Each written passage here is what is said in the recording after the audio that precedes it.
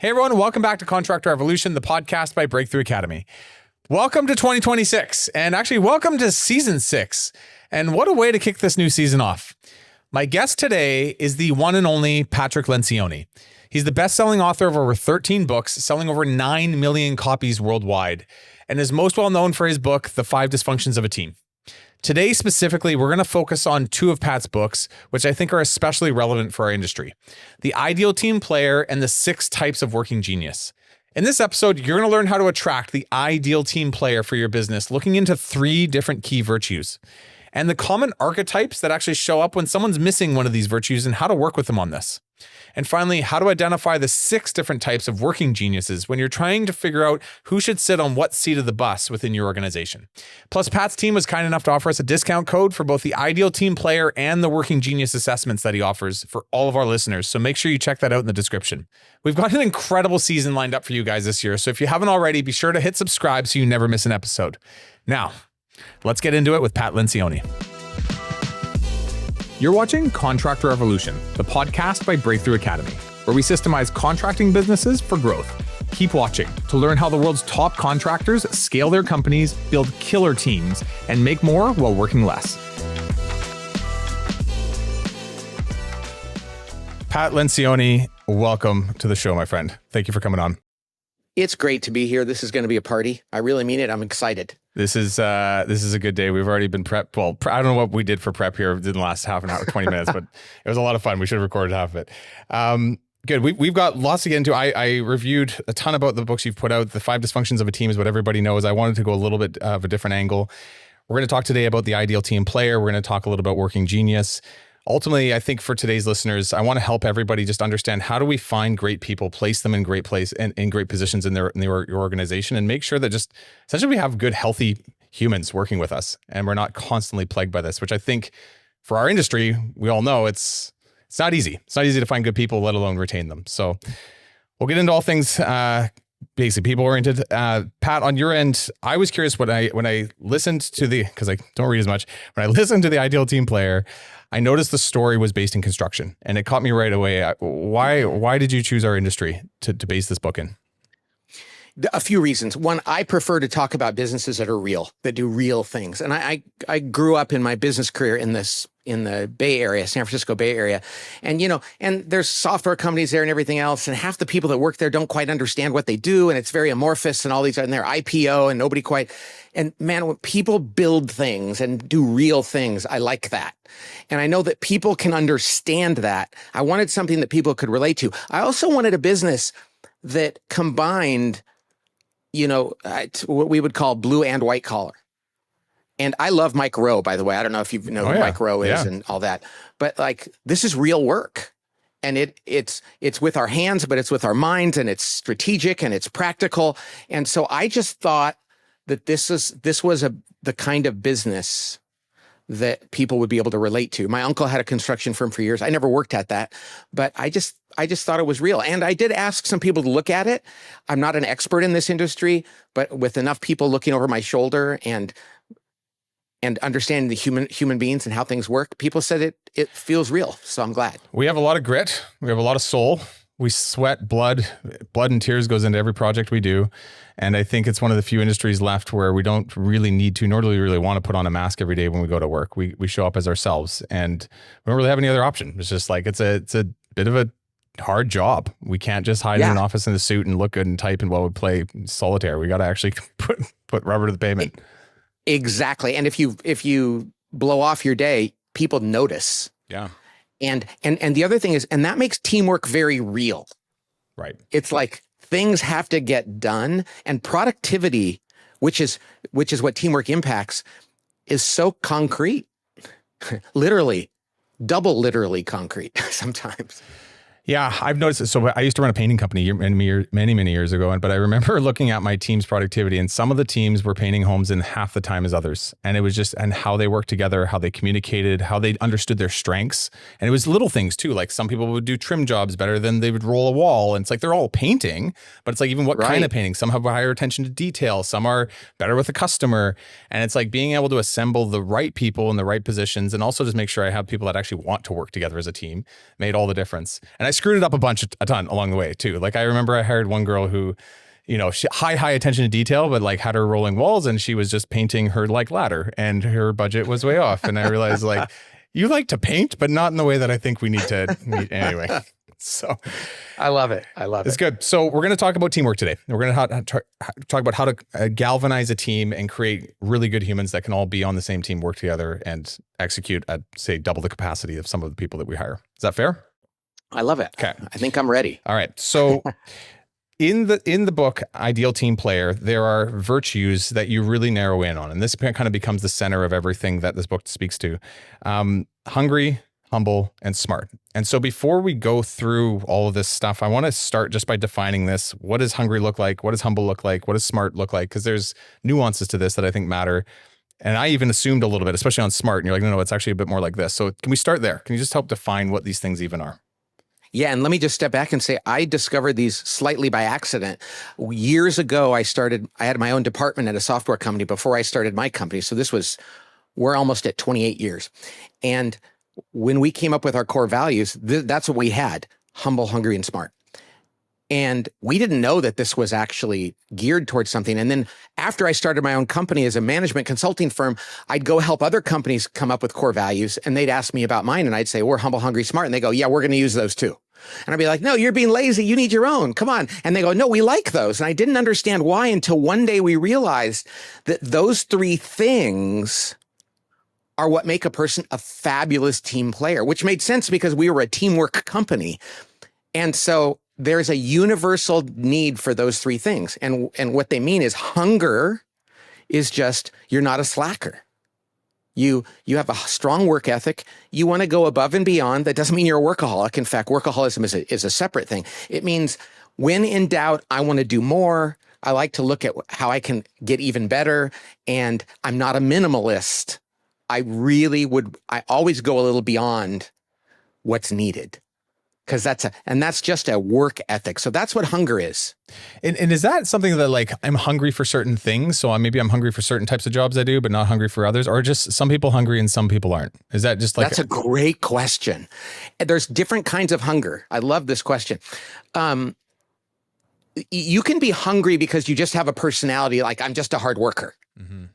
And there's different personality profiles, and there are people that just like, I'm just always productive and I need to get something done. That's how they're wired. We're addicted to it. I know, because anyway. Yeah. Well, yes. And that becomes where it gets unhealthy. Yeah, I know.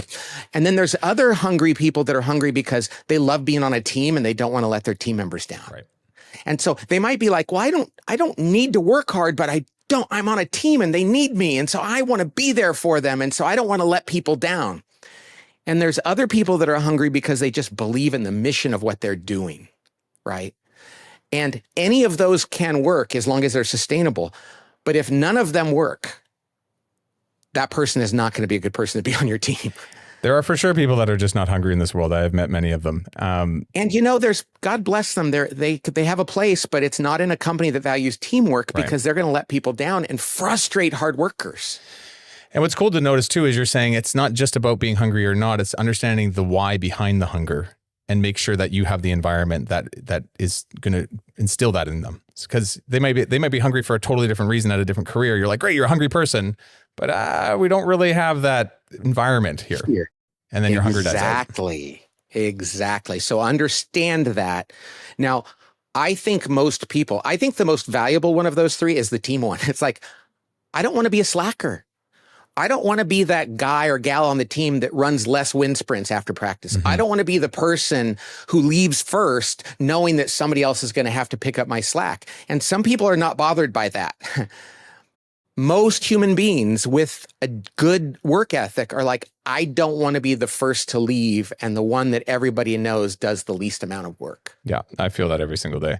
As an owner of this business, I feel guilty if I'm not working 9 to 5 with my team. And then usually I'm working extra hours on top of that. But it's like, I feel like if everyone's doing it, like I got to be in it with them.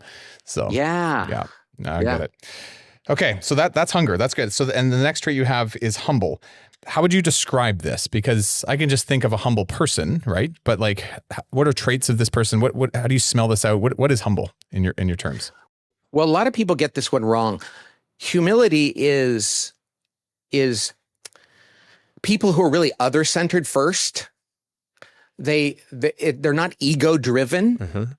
Now, but what they aren't also is falsely humble about their skills. So it's not humble to be really good at something and to deny that. Or to be self-deprecating all the time. And sometimes people say, oh man, she's really humble or he's really humble because he's always deflecting what he's done and he's always downplaying it. And he's like, I'm no good at this. That's actually a violation of humility. And it's often a self-esteem problem because humility is just recognizing that which is true and acknowledging it. C.S. Lewis, who wrote the Chronicles of Narnia and many other things, he once said, humility is not thinking less of yourself than you should. It's thinking about yourself less. Is it like more true objective view of the world? Like, do you have better? Yeah. Like you have a good understanding of yourself and others in this world and where each of us play our part and not trying to just always center it from your perspective only. Is that a good way to put it? It is. And let's just say you were fantastic at something. You had this God-given ability. You would say, oh yeah, I do. But we don't need to talk about that. But if you want to, I can, but I don't need attention for that. Let's talk about the team. Yeah. And when in doubt, I'd rather give credit to others and to us as a collective whole than bring that into myself. Yeah, you're just stoked about the whole thing. You're stoked about yourself, exactly. Stoked about other people. It's just like, let's do this. Okay. Yeah, it's not lacking confidence. In fact, confidence founded in truth is part of humility. You just mentioned something too. I went past it, but you had said, hey, there's I don't want to call them fakers, but there's like fake humble. And you smell it. Oh, that's all I have is I smell it. Is there a way to identify it? It's dangerous. Let's talk about this for a second. Cause I've seen this in people. I'm like, you're being weirdly, off-putting because of how you're just like, no, it's not me. And I'm like, yeah, but you sound corny almost. What is that? Yes. And it's uncomfortable. Well, it can be one of two things. It can be literally they lack self-esteem and self-confidence. Okay. And so they really just can't see it in themselves. And that's not good on a team because then that person isn't going to be like, I got it. Like if you're a humble basketball player and the team needs you to score and you see a lane to the basket, go for it. It's not humble to go, oh, I don't want to be the hero. It's like, no, you're going to help the team. So have the confidence to do that. But even the more dangerous side is the one who acts like that, who secretly is thinking about themselves. They're trying to convince you they're not, but deep down inside, they're faking it. Now, both are violations of humility, but the faker who's trying to create it and like, oh, he really doesn't think much of himself when deep down inside, he's like, I'm going to become the king of this place. Is this we're going to get into it later, is this sometimes traits of a skillful politician, or is this totally different even? Yeah, that's the skillful politician, the person who's using that. And I have a great story that involves Canada, so I can't wait to tell you. We're a bunch of passive-aggressive people. I'll say that. If you want to talk about people that are probably a little bit too humble, more than they should be, and probably need to be able to be more confident and stand up for themselves, and also at sometimes do it in a way that sometimes comes off fake, I will call out our own culture because I'm Canadian. I'm allowed to do it. We are passive-aggressive by nature, and it's not the best thing for us. I firmly believe that. When I have seen some of that, I have. And I've been in Canada many times. I have a strong connection to Canada. But in this case, I'll just tell you, it was a guy who was actually the other kind where he'd go to meetings and he'd act like he was like, oh, it's all about everybody else. But deep down inside, he was one of the most ambitious people ever. And I joke about it because I said his cover was he was Canadian and nobody thought he would be that way. And so people are like, well, he's Canadian. He wouldn't do that. And every time something happened, people would get fired and he would have a better title. And one day I realized, oh my gosh, that guy's been gaming everybody. And so that's the thing about a person who lacks humility. The skillful politician is sometimes by the time you discover them, there's a trail of dead bodies behind them.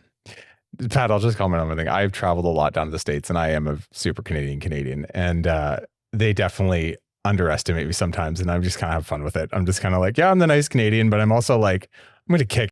So let's go. Well, that's good. See, that's real humility. Yeah. So going down there and feeling inferior is not humility. But going and feeling like it's all about me is not humility. And then faking that it's not all about me when you really believe it, that's the worst. So it's kind of like what we talked about. It's kind of like a good objective view of reality. of yourself and others, and being able to see like, hey, I know where I'm good, but I also know where everyone else is. And there's so much opportunity in that. Let's focus on where everybody else is great. And when it comes down to me, like, sure, let's take some credit for it, but let's actually focus on the bigger picture, which is all of us as a team. Yeah. Again, teamwork. There's a lot of really good, humble Canadian athletes. I mean, like Gretzky was super humble and so good. And he wouldn't go like, I was no good, but he didn't need to tell people. He didn't need to walk around and even today you see him, his persona is like, I don't feel like I'm all that important, but yeah, I'm probably the second best hockey player ever. I only say that because did somebody just pass him for goals? Probably. You know, I'm the worst Canadian when it comes to hockey. Don't even ask me about hockey. You know, though, the game he got past, he was there to congratulate the guy, which is fantastic. Yeah, it's anyways, this is good. I myself, when I look at humbleness and I feel like I'm a relatively humble human, I try my best to see objective truth in reality and not try and just put my own blinders on. And that's been my kind of tool through it all. And when I meet with people, I kind of put it down to like, are you real? Like, can I actually, when I'm interviewing somebody, I'm kind of like, can I actually get to the real part of who you are? Or are we just doing the interviewer thing? Or can we actually be real here? Authenticity and vulnerability are both elements of humility. Okay. Like you could say, oh man, I made a mistake, or I'm not very good at that, or you're better than I am at that, or hey, I'm really sorry, I was kind of a jerk yesterday. That is really, and we'll talk about this because I think being able to forgive somebody and to ask for forgiveness is a sign of humility. Right. Yeah. Yeah. There's a motto I've had in my brain for a long time, which is like, I can either be right or I can solve the problem. And sometimes when I want to be right, it's just, I want to be right. So I want to willfully force my opinion and my agenda. And it's like, but that's not going to solve the problem. And I would much rather just solve the problem. So can I just get to the fact of like, what's going on with you? This is what's going on with me. Can we find some common ground here and just move forward? Cause I don't need to be right. Can we just fix it? If you're on a team with somebody and you disagree with them on something that matters, which the things, man, and you give in to them just to give in, that's not humility. Sure. It's not a virtue either. And so we talk about convince or be convinced. And the minute they convince you they're right, you're going to go, oh my gosh, you're right. I finally understand why I was wrong. Or I still don't understand. I got to keep talking to you about this because I'm afraid that if we build it that way, it's not going to work. And so it's humble to hold your ground in pursuit of what works. Now, sometimes you got to go, okay, we've had it out and I will defer, but never at the expense of pursuing the truth. It's good. There's a balance is what you're saying. Yes, sir. Okay. This next one, smart. Now, smart is not IQ smart is what you said in the book. So let's unpack that a little bit. What does this mean? In fact, there's so many people in the world that I was saying this about somebody the other day. It's like they should trade off some of their IQ points for some EQ points, emotional intelligence. And the most effective people in the world have emotional intelligence more than you got to have enough, IQ. You got to be smart enough. But there's so many people that are really, really smart, but they don't really understand people. And what I mean here is they go to meetings and they do things and they say things and they don't even understand how it impacts others. They're just shocked by it all. And this is the least important of the three. But if you don't have it, it's still a problem because this is the kind of person who goes to meetings and is not ego-driven and is not lazy. So they're humble and hungry, but they just piss people off a lot or create problems. And after the meeting, you got to kind of clean up, or you have to go, hey, he doesn't mean it, or that's not a bad, she just doesn't understand. So, but it creates work. You got to clean up after them. You got to constantly interpret things and say, she didn't mean it that way, or he really is a good guy. Man, Pat, you have no idea what you're speaking to right now when it comes to some people. I get it. Like, and it's, I am the guy, I'm the one cleaning up the mess. And it's a lot of work. And they're amazing humans. They really are. That's the thing. I have the most time and energy for these people. Yeah. Because their intentions are good. They're working hard and it's not ego. But sometimes it looks like that. It appears like ego. I've had people say it's ego. I'm like, it's not. Yes. I know this person inside and out, but I know what they're saying is true and it's so good. But the way they said it just pissed everybody off. And now I've got to reframe it. And I'm the marketing sales guy. So I've got to find all the ways to say things. And I'm just like, this is a lot of work, but it's still worth it actually at some level. I'm working through it because it's the right thing to do.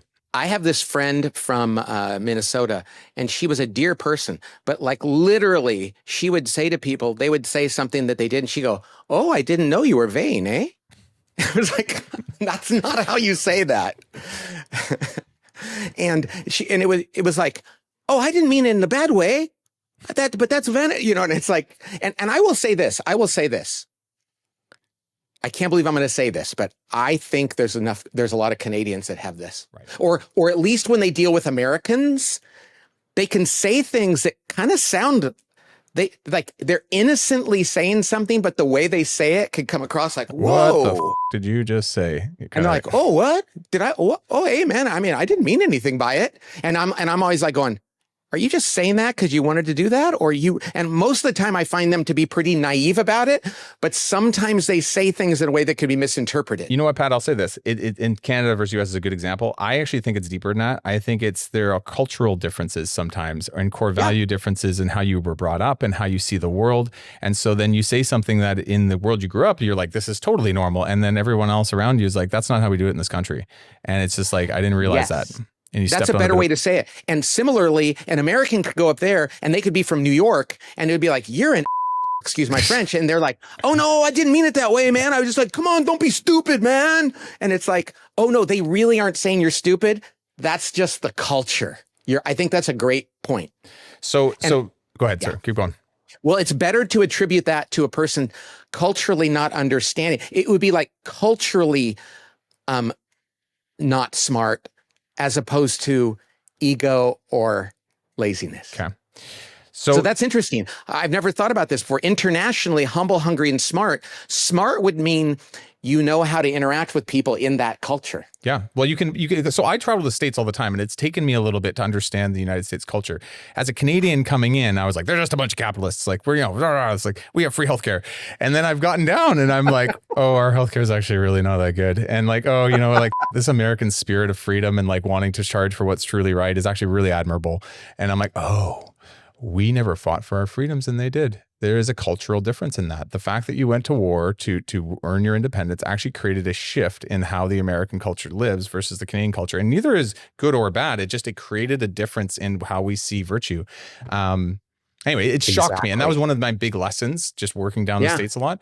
But it took EQ to do that. It didn't take IQ. It actually took a lot of just like openly learning and listening, objectively listening actually to many different types of people and different perspectives to see, okay, like how does this fit with my worldview and is that okay? And I fundamentally don't think anybody is insane. There's a few insane people, but there's not a ton of them. Everyone's doing what they think is truly best for how they see the world. And my job is just to try and understand it a little bit better so I can kind of relate and then just like try and make sure that we can find, again, common ground. We can find something that we can work together on. So I love it. That was very interesting. I've never talked about that in a conversation like that before, but I think that's really cool. Okay. All right. We've spent a lot of time going through these three virtues, but that's okay. I think they're good. This is fun. How do we spot these in people? So when we're going through the interview process and we're trying to attract them in job ads, or we're looking at the interview questions we ask, we've talked lots of examples. Is there any just kind of like simple things that we could do to make sure we're identifying this in our interview process or attracting people? It really is the interview process because it's really tough. Everybody's like, I'm looking for a job. Everybody interviews saying, hey, if it's a great opportunity, we're a caring environment, we're team players and all that. And so everybody says, okay, I want that. But then when you interview people, you really got to look for things. And when I say, I really believe this, when you're looking for humble, hungry, smart, don't do typical interviews. Don't like get their resume out and go, okay, so it says here, so this, or ask them the easy questions. I call it the Law and Order school of interviewing. You know that show Law and Order? Mm-hmm. Have you ever seen it? Yep. Where, this is the case of the people, whatever else. And I always noticed they go out to interview a perp and they'd go, did you kill her? No, I didn't kill her. Did you kill her? No, I didn't kill her. The third time they asked, did you kill her? Okay, I killed her. It was like, you keep asking the questions in different ways. And until you're satisfied, keep asking. And don't do a typical interview. Take them someplace where you're going to see them outside of the normal environment. Mm-hmm. And in the book, The Ideal Team Player, they do that. And it's like, see how they treat people, not during an interview, because everybody can practice that, but go shopping with them. I remember there was an executive at a big company who said he would go take people to breakfast to interview them, and he'd get there early. And he would literally tell the server, I'm going to sit down here. The person I'm meeting with, bring them the wrong order, whatever they order for breakfast. I want to see how they handle it. And I mean, that's crazy, right? But the point here is, why do we think we're going to learn if a person's humble, hungry, and smart when we say, so are you humble? Yeah. Oh, yeah. Now, so when you ask them those questions, try to get them in a different environment and then really probe for these things. Ask them what they've done. And when they say when it's all I, that might be an indication that they're not humble. Right. Because, and again, I don't want to be, like, write down the number of times they say I versus we, but sometimes it's like, boy, did they do anything with other people on a team? Right. So and see that. I'm just saying, you're listening for the subtleties, not the answer to the question, but the way in which they see the answer to the question, or how they perceive, again, the world around them. You'll ask them the question, like, tell me about a mistake you made, or a real weakness you have. And I don't want and see if they have the capacity for, like, vulnerability. My weakness is I'm just too committed to my job sometimes. It's like, come on. My standards of excellence can be intimidating to others. Yeah. That's probably, and you go, how about anything else? If that's all they got, you probably have a good indication they're not a vulnerable, humble person, because everybody sucks at something. Yeah. More than one thing. I'll tell you one on the smart EQ one. I always ask people, what's the biggest conflict you've ever had with somebody? And then I get them to try and give me a name, the day it happened, how they were feeling during the time, the details of the situation, all that. But the kicker, the only thing I care about at the end is I want to ask them, what do you think they were thinking that whole time? And I want to see, do they have an objective view of how that other person sees things? And did they even ask them how their opinion along the way? And the whole story, I just want to make sure it's a real story. But then once I get there, the last question is like, what do you think they were thinking the whole time? And did they take time to understand it? And do they have a good objective view of it? Or they're just like, wow, that person was they were just a dumb boss. Like, you know what? Like, that's why I'm moving on. It's like, how would you, that's fantastic, by the way. Fantastic. I should have put that in the book. How would you react if the person went, gosh, I don't know. I never asked them. This happens. And I'm like, okay, so you don't have the greatest, like, EQ and ability to understand people because you're just too self-involved, or whatever it is. Usually they're protecting themselves. So they're just trying to think about how to defend and explain versus understand. But then if they're humble, they go, and it's just a smart issue, they'd probably say, I should have asked them. Yep. Oh, man, I think I might call them and ask them because I should have been interested. That might mean it just doesn't occur to them to do it, which is a smart issue versus an ego issue, which is, I don't really care how they feel. It's all about me. Yeah. And you raise I've never talked about this in an interview but it's been years. This book has been out for quite a few years, but sometimes it's hard to tell, is it ego or emotional intelligence? Yeah. Well, even what we were talking about, we were cross-referencing the two a little bit as we were going into the two. It's really important, though, because there's a big difference between somebody says, oh, wow, I really miss the boat with people sometimes, but I really want to be humble enough to recognize the truth, versus somebody that goes, I just don't care what they think because it's all about me. The difference is intent. That second one, don't let them anywhere near your company. The difference is their intent. Did they intend to or not? That's why humility is the most important one. Yeah. We're going deep. This is good. All right. Yeah. I love it. What did we not talk about for recruiting? Let's talk a little bit about hunger. There's one more. Okay, go ahead. On recruiting. Okay. And what we say is scare people during the recruiting process, the interview, with sincerity. What I mean by that is this. Let's say you're interviewing somebody and you're not sure they're humble or hungry or any of them. Let them know, like, hey, we really look for people that are humble, hungry, and smart. Mm-hmm. And if you are those things, you're going to love working here and we're going to love you. But if you're really missing one of those, in a big way, nobody's perfect. You're not going to like it here and we're going to be frustrated with you. So the one I'm still not quite sure about is hungry. So I want to ask you this. Do you really think you want to go above and beyond? Are you really comfortable with putting in extra hours when we need it? When it's we don't want you to, we want you to have a life, but there's going to be times when you just got to go hard. And here's the deal. If you are hungry, as I explain this to you, you're going to love it here.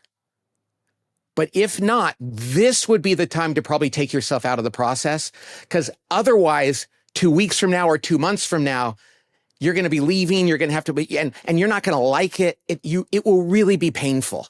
In other words, scare them with that level, and they're going to be like, no, I actually like that. No, you should hire me. You'll know.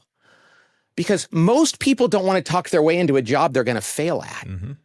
But we have to have the confidence to say, you will fail if you don't have that. Now, that requires that you have a culture that doesn't tolerate the people not having the values you're looking for. Yeah.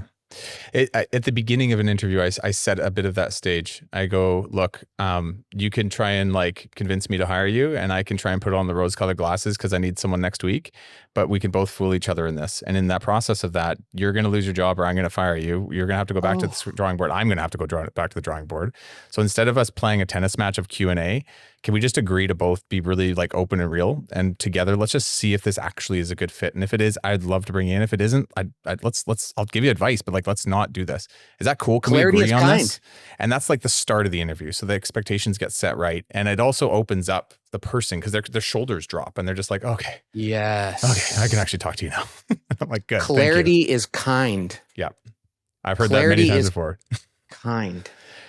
That's great. Cool. I did want to just one more on the interview thing, which is this hungry. How do you look for hunger? I feel like it's looking at tenacity or it's looking at a initiative, but like what how do you narrow in on that? Like what true hunger is? Because again, people could just BS themselves all the time in an interview. What are signs that someone's hungry versus not when you're sitting down with them? Well, you got at this earlier in another part of this, but I think I want to hear stories. Mm-hmm. I want to go like, tell me times when you went above and beyond. Right. And you're looking for specifics. And it's like, so I want to hear times when you had to go above and beyond. You had to do something you didn't think you could do, but you had to do it. And you proved that you could work harder or do more. And when people are comfortable with that, they're going to be like, oh yeah, I do it all the time. Let's think. And they're going to say, I did this. I don't mind this. I had to work till 10 o'clock at night, 4 nights in a row. And it was a pain, but if that's what I have to do, I'll do it, Whereas people will be like, if they just talk to you in generality, it's like, yeah, I'm coming. So when have you done that? Tell me some. And like you said, ask for names, ask for times. I mean, like for specifics. Mm-hmm. And most people that are BSing that one, it'll be all general. It'll all be word salad. You know what I mean?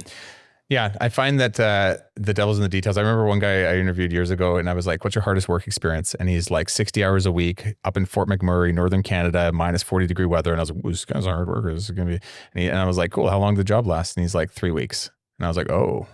And the deeper I went into the story, he was just like, it was terrible. I didn't like it. That's why I'm back down here. I'm trying to find something more comfortable. And as I was like, what I started as a great example of tenacity and like hunger actually was like, the exact opposite. And I was like, okay, so when we get to August and it's like plus 40-degree weather and we're sweating our balls off, trying to paint houses out here, you're probably going to quit on me because past performance constantly predicts future results. But I had to ask more questions and not just assume on the first answer.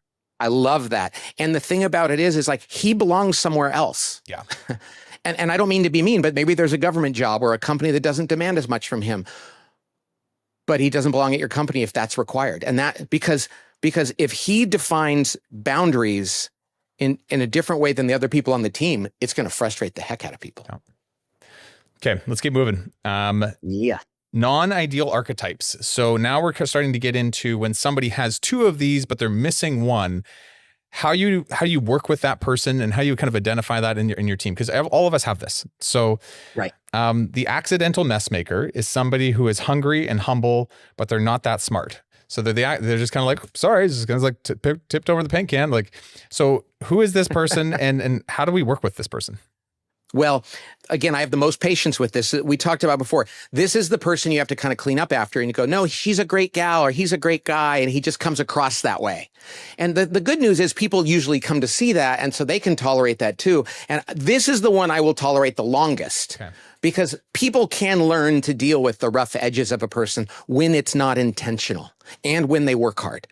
So this is that person on the team that people just have to get to know, and they're probably not going to be good in sales and they're not going to be as good with customers sometimes. But once you get to know them, you can make that work. Now, ideally, you'll still help them develop EQ and like, hey, let's do some self-awareness things. Let's get feedback from people.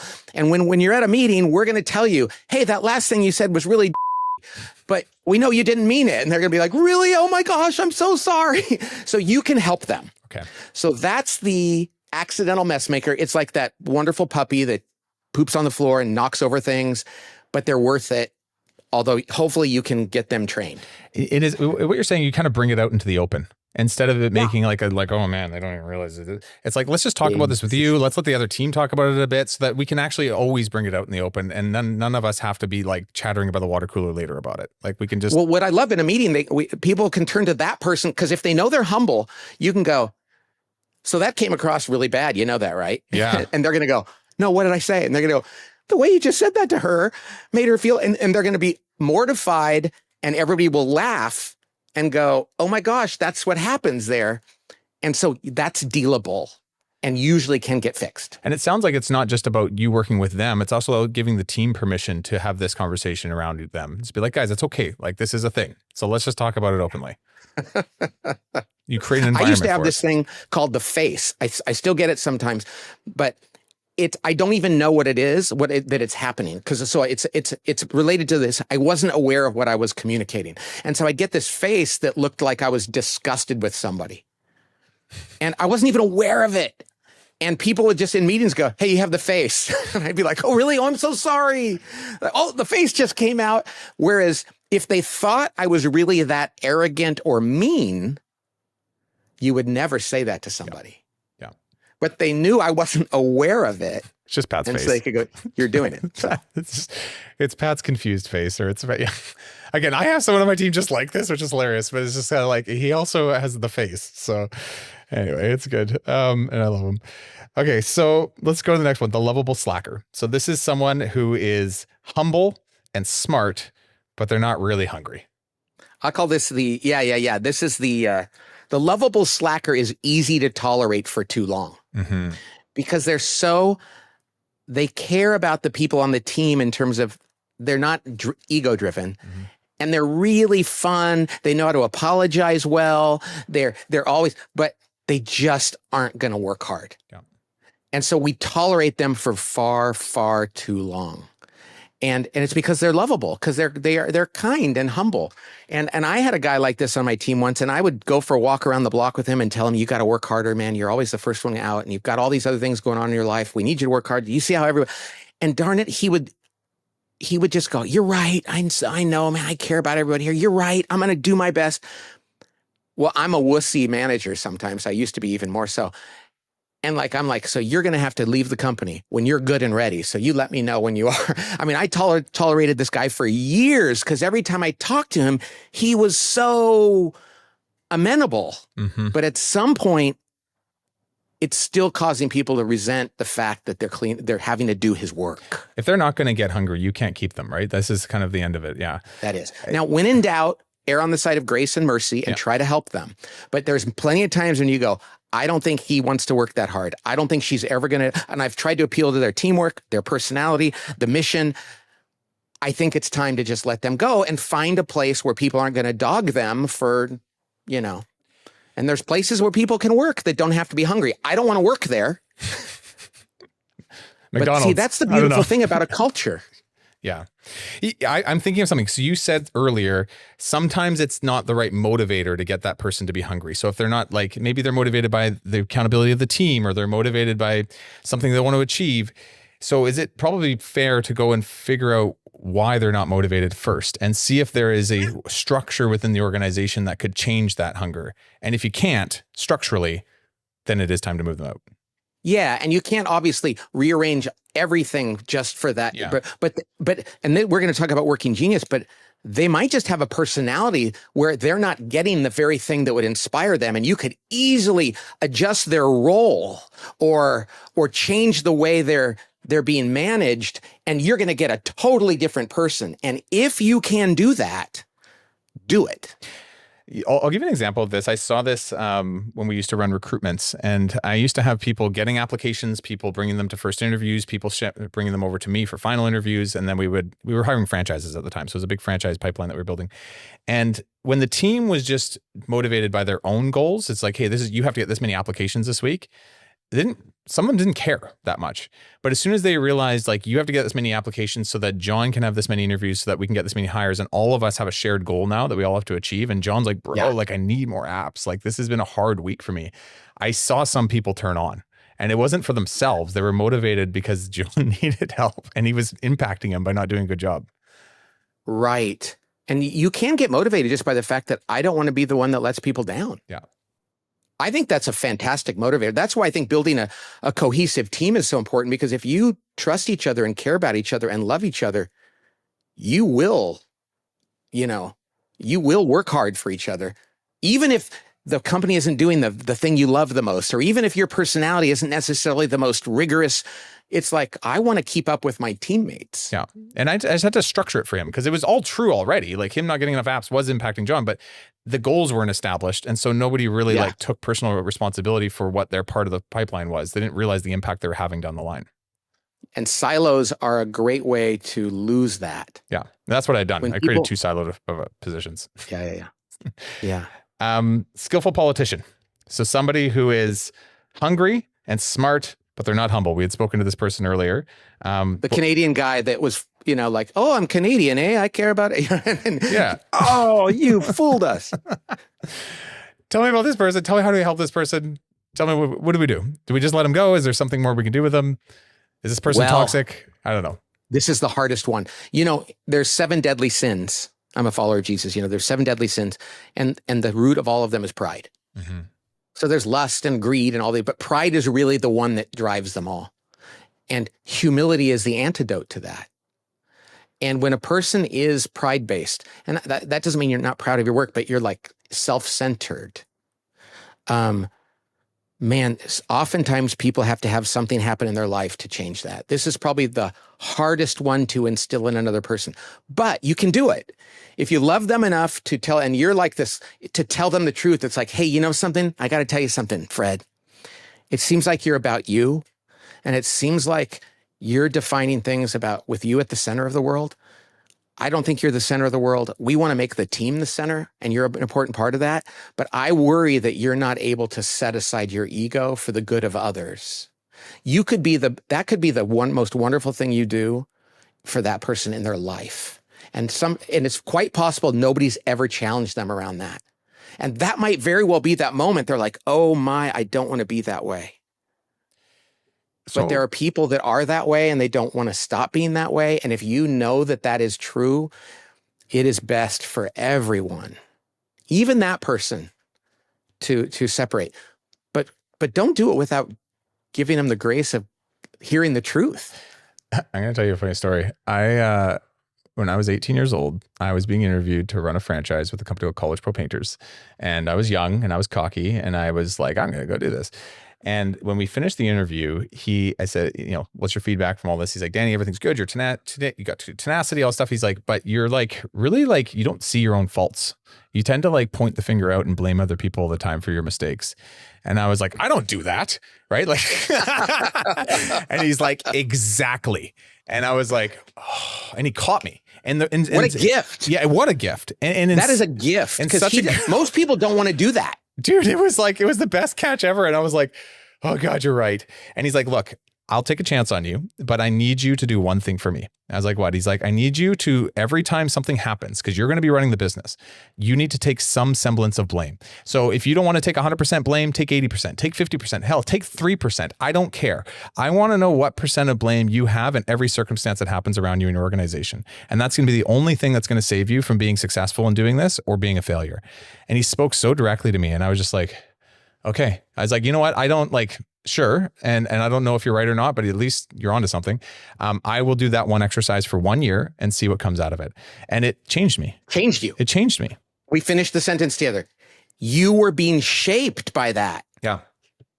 But there was a little trauma in that for you. Like, whoa. Yeah. Because I was like, it was so good too. Because I was just like, there is no way. And he was just like, this is exactly what I mean. You don't see your own faults. And what a gift. And let's all, everybody listening to this, let's be that gift to others, whether it's in the hiring process and giving them performance feedback, because that might be the very thing that helps them go, I want to change. They need to choose for themselves, But we enable people when we talk about them behind their back and we don't let them know up front. Nobody gets better that way. So that's a great story. And I love it because you took that in and said, I can do that. Yeah. Thank God I did. I don't think I'd be standing here if I didn't. Yeah. So. I know. Yeah. Okay. So we've gone through a lot of it here. There's another book you wrote called Working Genius, and I want to touch on it a bit because I think that what we're talking about right now, hungry, humble, smart, is kind of like you said, it's like the values of a person, which should be in every person that you bring on the team, or looking to course correct the team to get to the point where we're all a bunch of hungry, humble, smart humans so we can work well as a team. That's universal. What's specific in Working Genius is certain natural, I guess, traits in people that make them good at certain positions in the organization. Can you explain this a little bit? Because here's the best analogy I can give you. Jim Collins wrote a book called Built to Last and Good to Great. I love his stuff.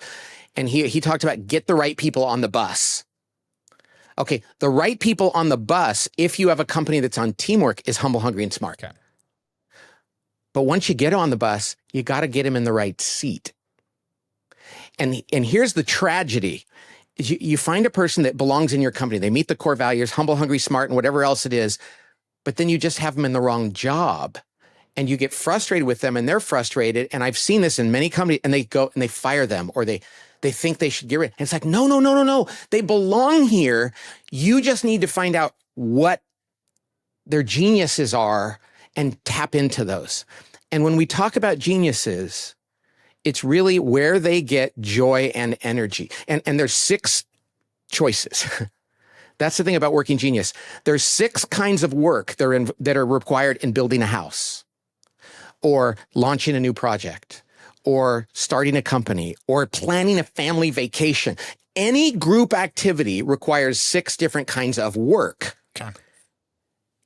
And every human being has 2 of those 6 that are what we call their working genius, where it's like, this feeds me. This isn't even work for me.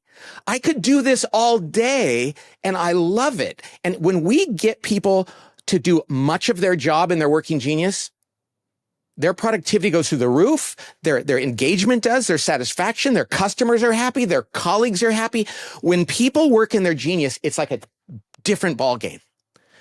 But of those 6 things, 2 of them are what we call their working frustrations. They're the very things that drain them of joy and energy. And everybody has frustrations. And when people are working in their frustration, no matter how well they fit the culture, no matter what their values are, they're humble, they're hungry, they're smart, and they come to work every day, and the job requires them to do the very things that God made them not to do, even the best person is going to be drained and burnt out. People think burnout is because we're working too much. It's actually because we're doing too much of our work outside of our geniuses. So I feel like in today's world, especially with personality assessments, and like we especially in the contracting space, we're getting more attuned to this. But where I still see the mistake is that every role still requires some of your genius, and then we smash in some of your not the opposite. Yes. And it's a killer. And I'll give you an example of sales, because I'm in the world of sales since I was a kid. And it's like, I love people and I love like exploring relationships and I love, but then it's like, Danny, you got to go put like the paperwork together and put stuff in the CRM. And I'm just like, ugh. Yeah. And I know you're working geniuses. Yeah. And I know what they aren't. So here's the thing. This is an explanation, not an excuse. Okay. So what it is every job involves all 6 letters. Okay. Nobody spends 0 time in their working frustration. So like two of the working genius types are it goes in a series from up here at 50,000 feet down to 5 feet landing on the ground. Okay. There's an architect that's up there going, we should build a pyramid, and there's somebody else that's going, I have to finish the door. Mm-hmm. Right. So that's on either end. I'm really bad at the last 2, which are called enablement and tenacity, which means just saying yes when somebody asks me for help and finishing things. Does that mean I get to say to my wife and my colleagues, hey, sorry, I don't have those 2. I don't have to do this. No, I wrote 15 books and I hated finishing every one of them, and I had to. And people had to say, get back in there and finish. So we don't get an excuse, but you know what's great now? They know, like, hey, Pat, I know this is your least favorite part of the job. So I don't think you're going to love this or even be the best at it, but you got to do it still. And you know what else people say? they go like, I actually like this. How about if I do some of this for you and you do some of this stuff that you love for me? And literally people building a house or painting a house. And that's what I love about this. It's so real. People will come along and go, oh, you know that section you have to do there? I love that. And they're going to go, you love that. I hate that. That's my least favorite thing. And they're like, how about if I do that for you and you do this for me? Both of them will go home that day having done better work, more engaged and appreciative of one another. They're on a team because teams are meant to fill in each other's gaps. But if we don't know what our working geniuses and frustrations are, we can't help each other where we need help. And we can't even understand why we're burning out in something that we shouldn't be. So it's not about excusing you from having to do the stuff you don't like, but you're an IG. So selling for you comes easy. I have an idea and I love to galvanize people around it. Do you know how many people that work for you would go, please don't make me do that? I know those people. Yeah. And I'm so stoked. And you'll go, and you can say to them, okay, here's the deal, Bob. You're going to have a few times when you need to do that. But since that's the very thing that drains you, why would I put you in a job where that's what you had to do every day? Totally. Now Bob can go, hey, those days when I have to do something I don't like, I'm going to say, hey, everybody, I'm going in. I'm going to try. But he's not going to have pressure. He's not going to feel guilty. He's not going to be ashamed that he's not as good as you are at something. See, that's the thing about working genius. There's humility built into it. Other people on your team have geniuses that are your frustrations, and you get to celebrate them as being better than you at that. And that changes the whole dynamics of a team. You know what happens when we don't understand our working geniuses? We actually judge people for the wrong reason. We say, they're just not very smart. And it's like, no, they see things differently because of their geniuses. Or I don't think they have a strong work ethic. No. It's just they're doing the very thing that is hardest for them. When we understand a person's geniuses, we stop judging them and we stop feeling guilty, and we have real conversations that are actually humorous. It's like, oh, hey, yeah, I can tell that you must have worked on this. And they're like, how can you tell? Because it's not very good. And you're like, I know, I'm terrible at that. I'm sorry. Without the language of working genius, people don't call each other on things because they think they're criticizing their character, when in fact, they're just recognizing the things you're great at or not great at. One thing I've seen in this, and we call it different things, gifts, or like, you know, your genius zone, I guess, is a big one, is trying to structure the roles in a company around that awareness. So as your company is growing, new roles pop up, and trying not to make one role 6 different geniuses, and trying to really narrow in on like, hey, these are the 2 to 3 this one requires. And let's try not to like have a sales manager that's also a production manager, that's also doing the admin in the back end, that's also helping with the design work, because there's too much. And then he or she will absolutely feel like a failure in part of their job. Yeah. And it's hard for small businesses, especially when the owner starts, it's just them and they got 2 or 3 people. Like a lot of time the owner actually has to wear a lot of these like genius hats and forcefully do it for a while. But you know what the problem for the owner is? They feel like, well, I'm the boss, so I need to be the best at everything. I need to be good at everything and do part of everything. And what's a beautiful thing, and this is so, Danny, I can't tell you how crazy this is. When an owner or a leader of an organization does theirs and sees what they suck at, and we don't call it that, but it's what drains them of joy and energy. Yeah. They actually hire differently, or they look at the people on their team and they go, "Oh my gosh, you're genius. You like doing that?" And they're like, "Oh, I love doing that. How about if I adjust it? It's not your job description or your title. How about if we just rethink the way we go about this?" And it's 1 + 1 = 5. Because suddenly I'm only spending 10% of my time in my frustration. They're only spending 10% of their time in their frustration. Both of us get to increase 30% of what we do in our genius. And everybody's happy. But you can't do that if you don't know what your geniuses are.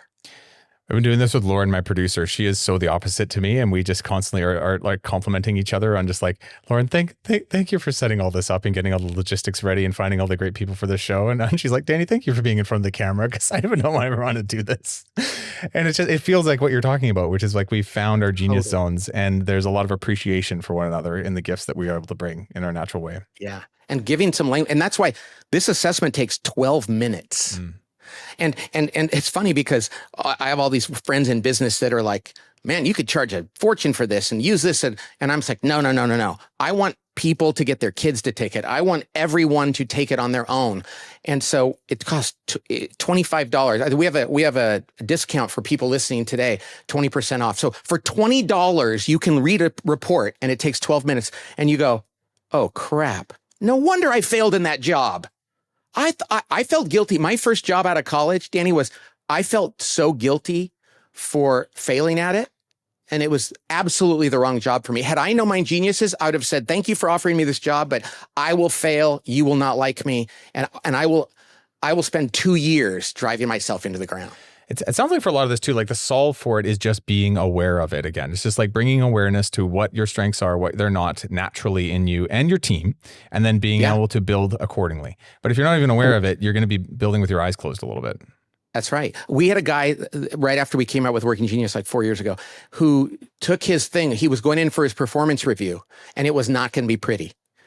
And the night before he took Working Genius and he saw his report and he goes, oh, wow. So he comes into the meeting with his boss and his boss's boss, hands him his report and says, hey, I just want to show you guys this. And they go, well, no wonder you're failing.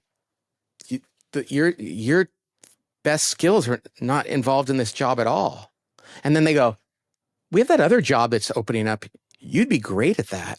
And he goes, I actually got a promotion instead of a demotion because they actually, instead of attributing my struggles to some character flaw or that I didn't care, they actually just saw me and said, oh, you're never going to do good in this role. So you're saying, look to make sure people are hungry, humble, and smart. If they fit those boxes and it's still not working out, you have a way to use them. You have a working genius issue, and you might actually lose an amazing human because you haven't taken time to actually figure out where they should go. And and I think that happens a lot. I think especially when you're busy in business and you're an owner and you're like low performer, crack. It's like, no, we can't, especially in this industry, we can't afford to let go of great people. And it happens, I think, more often than not because we're not seeing the difference between, are you hungry, humble, smart? Are you in? Okay. You are? Now we got to find the right seat for you. And I've always felt this as an owner. Like if I've hired you, like my job is to make sure that you can be successful in your career. And often it's the placement, it's the coaching, it's the development around that. But if I'm placing you in something that you're supposed to be defense and you're forward, like I've already screwed you. I've set you up in a losing game. So you had mentioned this earlier. Go ahead. One last thing I want to say about that, Danny, is so what we're doing now, we're finding people in staffing, instead of saying, I need an administrative assistant, or I need a contractor, a general person to run this project. We say, okay, I know you think you know what that means, but look at these 6 kinds of work. And because for one company, a head of marketing or the general contractor or the administrative assistant has to have totally different skills than another. Mm-hmm. And we use these job descriptions. Like I hired an executive assistant recently, but I re-looked at it and I said, I don't want them just to do what I tell them to do. I want them to look at my world and see around corners and tell me what they should be doing. Well, that required that they had what we call discernment, which is one of the 6 geniuses. We literally interviewed for discernment because I needed somebody that could actually anticipate my needs and understand, tell me what I shouldn't be doing and what I should be doing. That's very different than in other roles. People are going to say, no, I want somebody just to do, I don't want them to ask any questions. I don't want them to use judgment. I'm just going to give them a task and I want them to do it exactly the way. They're both valid. Yeah. They would just fill different positions to fill different needs. So. Okay. We are going to put a link in this for sure. So we'll put a link in the description for everyone listening. Get the Working Genius aptitude test. I just took it actually. It's very reaffirming that I should be doing what I'm doing. Yes. And get this done for your team as well, especially if you're starting to look around and realize like there's dysfunction and people are in, but there's something wrong with the way that they're doing their role. It could be a bad fit. So make sure you take some time, take those tests. I think that'd be helpful. Anything else you want to speak to that on Pat? Well, we didn't mention that we just came out with some, we haven't even launched it yet, but you're interviewing me on my book, The Ideal Team Player, The Humble, Hungry, Smart. Mm-hmm. We just put together an assessment. We're going to launch it in a few months. It's live, but we haven't marketed it yet. But if you go onto our website and look for the ITP, the Ideal Team Player Assessment, you can also get a 20% discount on that. And you'll be the first kid on the block to do it. All right. Can we get a link to it, you think? We can put both in? Yes, I know we can give you a link, and on our website, which is tablegroup.com or workinggenius.com, you can find it, but I'm sure that Matt will work with you guys that to get a link to. We will let the people who have the can go working straight genius there. of organizing and coordinating our crazy speeches and make sure things actually come through to fruition. And look at me, I have no implementation skills. Me neither. I come up with ideas no. and then I don't even know how to tell you how to take it. You and me both, man. Okay, well, Lauren will be on the back end making sure this works, and I'm sure your team will too. That's Yes. good. Thank God for her and her skills. Unbelievable. Yeah, I love this team we work with over here at BTA. It's honestly like why we are the way we are. I am too dyslexic and ADD to be able to do like 90% of what this company demands of us. So, And you shouldn't have to do it all. No leader. And I work with CEOs of companies and they look at this thing and they go, I'm terrible at a couple things here. And it's so liberating to go, I'm allowed to be terrible at some things and to celebrate other people that do things better than me. And then it suddenly works. Yeah. So it's great. Yep. I feel very empowered. And sometimes when I get myself into the wrong stuff, I feel very demotivated. So everything you just spoke to, I fully understand. Right. And I think a lot of us probably listening would resonate well with. So, okay. Well, we've taken up a bit, an hour of your time. Thank you so much. We got so much. Is there any like just last message or thought to leave everybody with where it's just like, look, out of all the things we've talked about, what's like the one thing we should leave after this podcast? Know yourself and know that you're worthwhile and that don't unnecessary guilt and self-attack around what you're not is really bad. You're made to be a wonderful person. God made you that way. Know who you are and allow yourself to work in environments and roles and be known by the people around you. So stop feeling guilty for what you're not. Can I add to that? Because I feel like there's those who have that, but then there's also those who are angry at the world because they're not like them. Have patience and grace for those that are not like you, and realize that everybody fills a role, and that the world wouldn't work proper if everybody wasn't super different than you, and that's totally okay. Because I see these two personalities: the one that's self-deprecating, or it's just like, I suck, I'm terrible, and then the other one who's just like, the world sucks, the world's terrible, and they're both toxic. Right. And it's the same message, which is like, accept yourself for who you are, but also accept others around you because they fill a purpose and a need, and if you can unlock that. That's a great leader. I think, when you can find the genius zoning in anybody that's around you and know whether you in your company or not, but it's like know whether or not they fit that puzzle piece. That's how you build a real team versus just, I want to be able to just get the best and the top and it's like, no, there's human beings that you might be like, this person has worked at McDonald's for 20 years. What use are they to me? And I'm like, they've worked at McDonald's for 20 years. Tell me more about that. What kind of training they go to? What kind of, and it's like, there's something in that. And I've found one of the top franchisees I've ever hired. This is the guy. It wasn't 20 years, probably 5 years, but worked at McDonald's. Unbelievable performer. Diamond in the rough. No one would have seen him, but I saw him for who he was. So anyway, I love it. You're doing a great job. I will finish by just saying this. I'm so impressed by how you're using all of this and other things that you're doing. It's wonderful. You're out there making people's lives and their work better. And so I'm really honored to be here. Pat, that was an awesome chat. We probably went way off script and did all the whatevers, but that was awesome, dude. Like I appreciate just having fun with you today. So, okay. Thank you for your time. Everyone else, go get the downloads and start to work on these things with your team. I will be doing the same. Okay. Bye-bye. Thanks so much for watching. If you thought today's episode was awesome, it probably means you should subscribe. You're going to get more Contractor Evolution episodes in your feed, and I'll see you next week.